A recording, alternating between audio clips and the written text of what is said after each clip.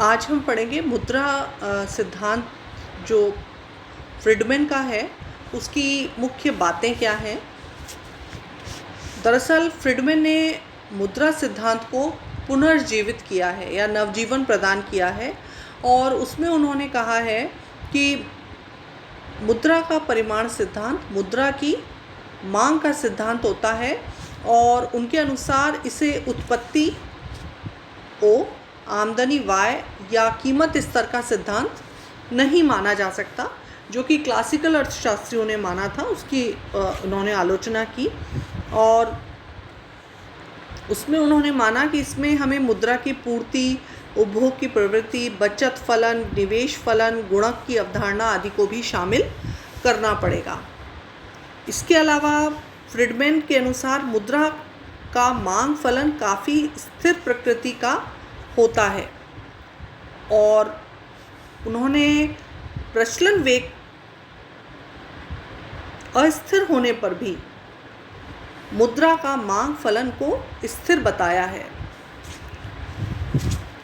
उनका कहना है कि मुद्रा का मांग फलन अर्थव्यवस्था में आमदनी व कीमत स्तरों के निर्धारण में मदद करता है, और क्लासिकल अर्थशास्त्रियों ने क्या माना था कि V और K दोनों स्थिर होते हैं, जबकि फ्रीडमैन ने V यानी प्रचलन वेग को स्थिर माना है, अस्थिर माना है, और इसका उन्होंने कहा अनुमान लगाया जा सकता है।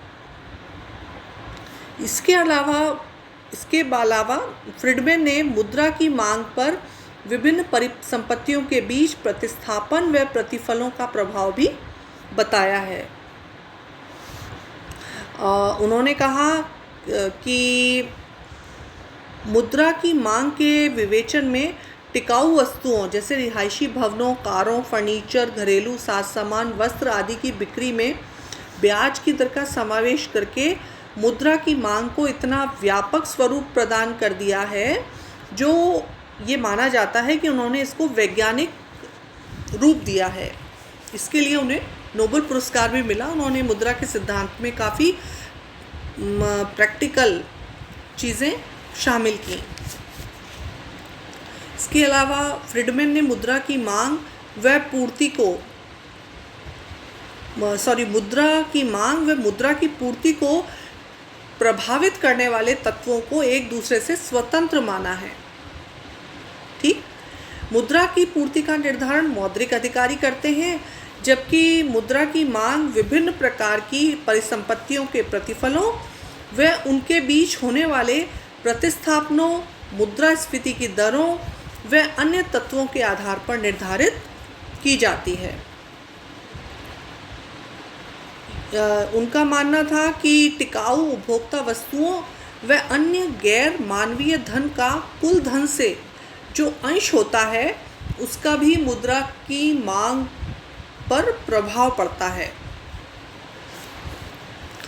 इन सब बातों के आधार पर ये माना जाता है कि फ्रीडमैन का मुद्रा की मांग का दृष्टिकोण दूसरे अर्थशास्त्रियों की तुलना में बेहतर है।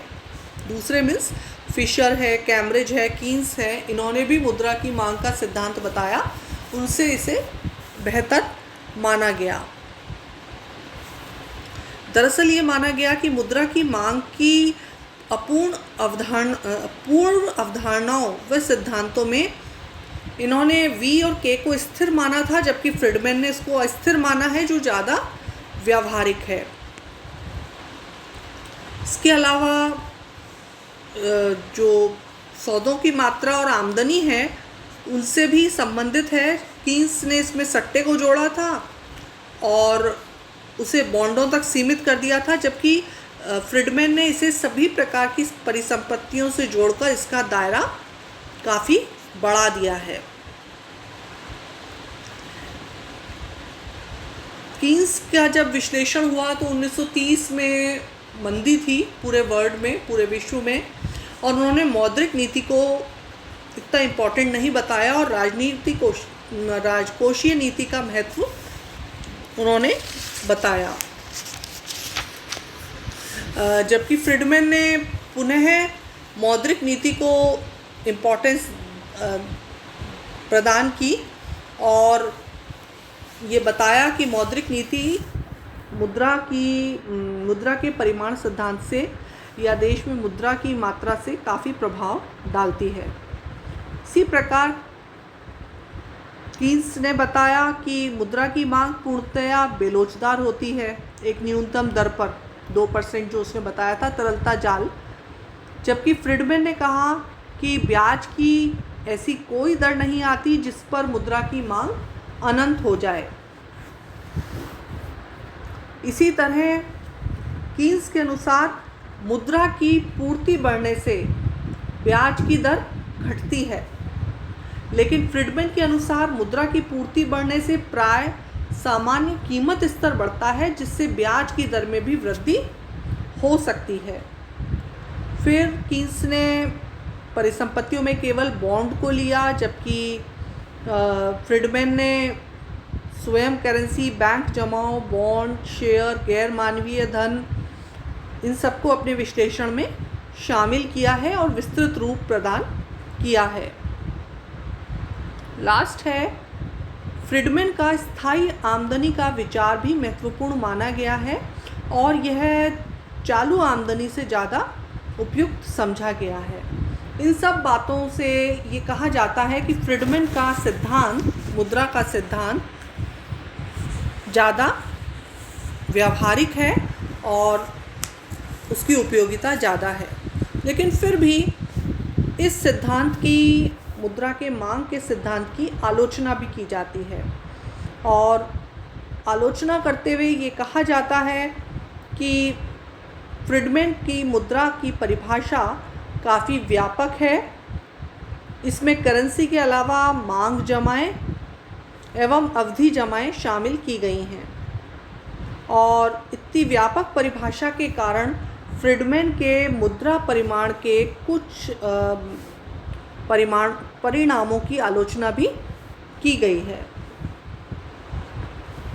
इसके अलावा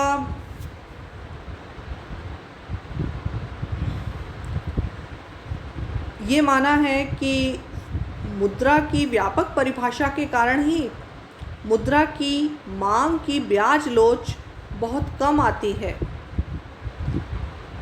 यानी कि मुद्रा की मांग ब्याज बेलोच मानी गई है, जबकि वास्तव में ऐसा नहीं होता।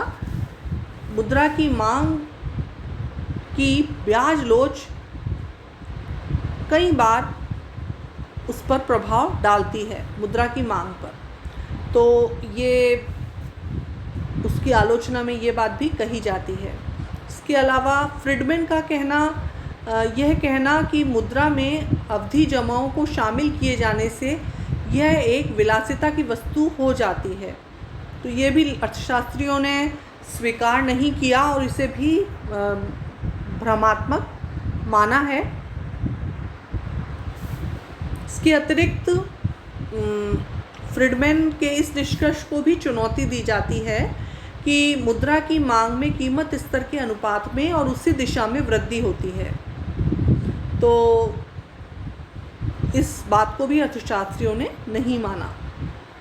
फिर फ्रीडमैन द्वारा वर्णित मुद्रा के स्टॉक व मौद्रिक आमदनी का संबंध भी उतना गहरा धनात्मक नहीं माना गया है जितना कि फ्रीडमैन ने बताया था, और इस पे भी अर्थशास्त्रियों ने कहा कि अल्पकालीन और दीर्घकालीन स्थिति में इसमें अंतर आ जाता है।